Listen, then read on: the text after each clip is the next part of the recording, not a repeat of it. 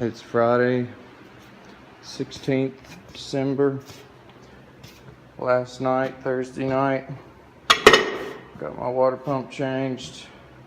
The leak is fixed. Put all new antifreeze. Maybe it won't freeze again. It's ridiculous. I killed it. My truck's bleeding.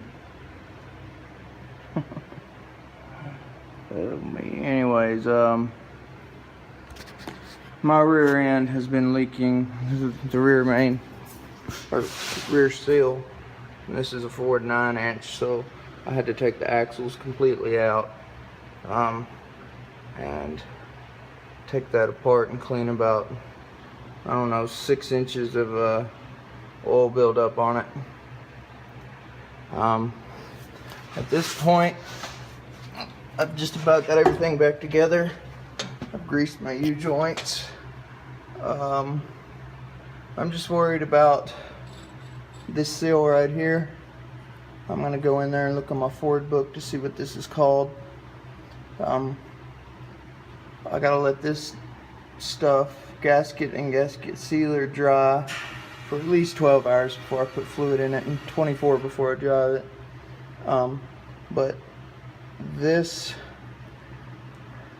front part of the third member, which is what this whole thing's called, I don't know what this is called, I think it's leaking right here at this seal. So I really need to get it tonight and put it on tonight if that's the case. That way it can be drying and ready to put back together tomorrow. Oh. Ouch. The nightmare's getting closer to an end. Oh, kinda. My transmission did not show up today, but my oil pump for the SUV, throttle body gasket, intake gasket, cam sensors, because it was throwing a code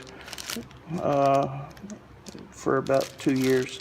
Rear main seal, or this may be the front seal. I don't see the front seal.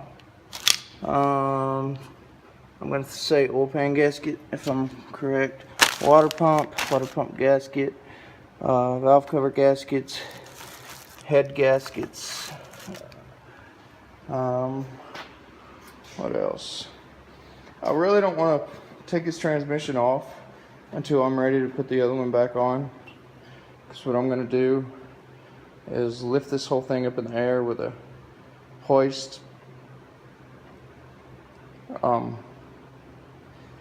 After or before I take the transmission off. That way it's easier and I can literally just put the new transmission right back on.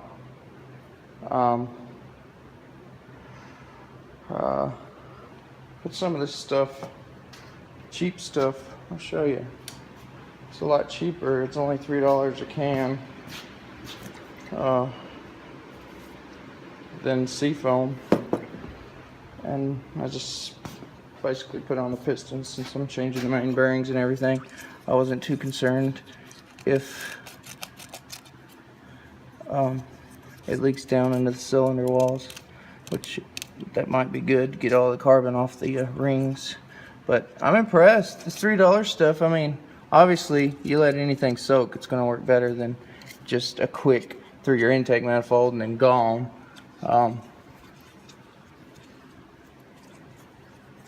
Stuff seems to be doing really good. I'd wipe it off for you just to show you how clean it really is, but you can go back in the other videos and see just how thick of a buildup that was. I'll show you the final outcome once they get done soaking. I didn't want to take a wire wheel or anything to that stuff. I don't want to mess up any cylinder wall gaps, but it's just making me sick to my stomach how much stuff is going wrong with my own vehicles. I have 3 vehicles. One that I've been working on for 7 years with Gabriel, our 68 Impala. It's not a running car, but technically it's ours and it's broke down. And our SUV over there, the dependable vehicles broke down, and this week this dependable vehicle that just wouldn't die finally died.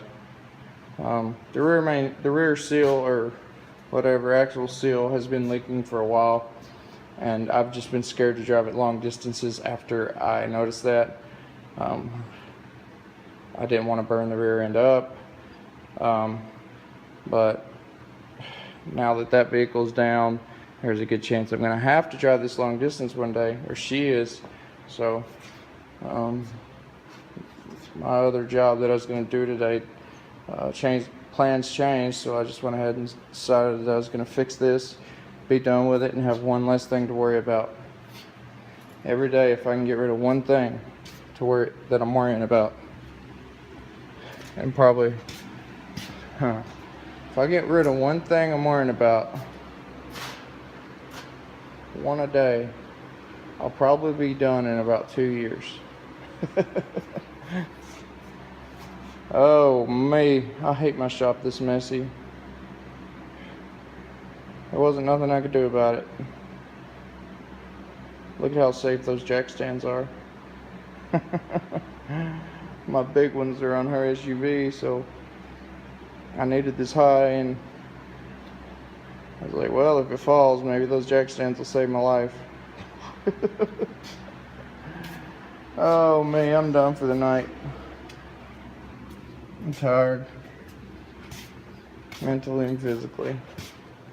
Y'all have a good day.